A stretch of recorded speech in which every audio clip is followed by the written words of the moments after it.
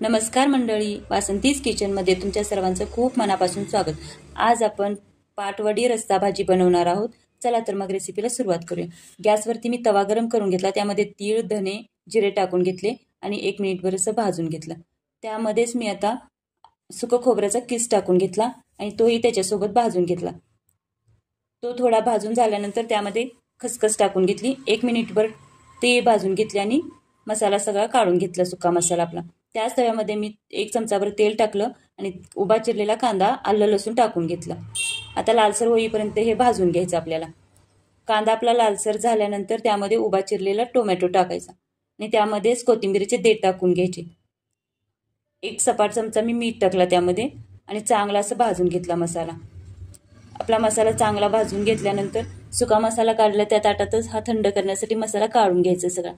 आपला मसाला थंड होतोय तोपर्यंत आपण वड्याची तयारी करूया। गॅसवरती कढई गरम करून घेतली, त्यामध्ये तेल टाकलं, जिरे टाकले, त्यामध्येच लसूण आणि मिरची टाकली, लाल तिखट टाकलं, कांदा लसूण मसाला टाकला, हळद टाकली आणि तेलामध्ये चांगला मसाला भाजून घेतला।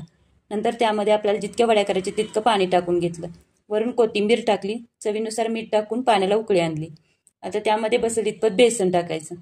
एका हाताने बेसन टाकायचे, एका हाताने असं पैनं हलवून घ्यायचं बघा, म्हणजे गुठळ्या होत नाहीत। एकसारखं असं पीठ हलवत राहायचं। यामध्ये 1.5 कप बेसन बसलेलं आहे माझं। एकसारखं असं मिक्स करून घ्यायचं पीठ आपल्याला आणि चांगलं भाजून घ्यायचं। गुठळ्या पूर्ण अशा फोडून घ्यायच्या बघा आणि घट्ट गोळा झाल्यानंतर आपलं हे बेसन तयार होतं। आता मी ताटाला एका तेल लावून घेतलं आणि त्यामध्ये हे बेसनाचं मिश्रण काढून घेतलं। त्याच उलताण्यानं पसरून घेतलं, थोडंसं गरम असल्यामुळे उलताण्यानं पसरून घ्यायचं। नंतर आपण हातांनी असं पसरायचं, थोडं थोडं असं पसरून घ्यायचं पूर्ण असं।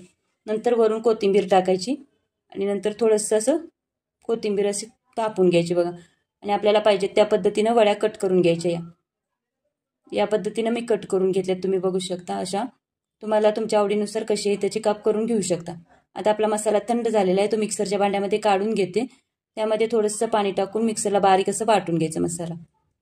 आता गॅसवरती कढई ठेवली, कढईमध्ये तेल गरम करून घेतलं, त्यामध्ये जिरे टाकले, लाल तिखट टाकलं आणि तयार करून घेतलेला मसाला टाकला। मसाला चांगला भाजून घेतला आणि त्यामध्ये थोडंसं हळद, थोडीशी धने पावडर, काळा मसाला आणि थोडंसं गरम मसाला टाकून घेतला। नंतर त्यामध्ये थोडंसं पाणी टाकलं आणि एकसारखा मसाला करून चांगला झाकण ठेवून चांगला मसाला शिजवून घेतला। आपला मसाला तर चांगला शिजलाय, तर त्यामध्ये पाणी टाकून घ्यायचं, जितका रस्सा आपल्याला बनवायचा आहे तितकं बघा। झाकण ठेवून चांगली उकळी आणायची रश्श्याला, वरून कोथिंबीर टाकायची। डिशमध्ये वड्या घ्यायच्या, त्याच्यावरती गरमागरम रस्सा टाकायचा।